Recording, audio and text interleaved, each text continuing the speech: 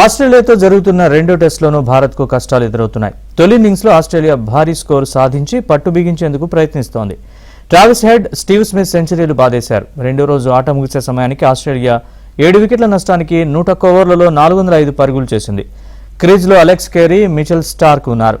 భారత star pacer Jasprit Bumrah 5 వికెట్లు తీసి మరోసారి సత్తా చాటాడు. పట్టు బిగించేందుకు ప్రయత్నిస్తోంది. ట్రావిస్ హెడ్, స్టీవ్ స్మిత్ సెంచరీలు బాదేశారు. రెండో రోజు ఆట ముగిసే సమయానికి ఆస్ట్రేలియా 7 వికెట్ల నష్టానికి 101 ఓవర్లలో 405 పరుగులు చేసింది. క్రీజ్లో అలెక్స్ కేరీ, మిచెల్ స్టార్క్ ఉన్నారు. భారత స్టార్ పేసర్ జస్ప్రీత్ బుమ్రా 5 వికెట్లు తీసి మరోసారి సత్తా చాటాడు. పట్టు బిగించేందుకు ప్రయత్నిస్తోంది.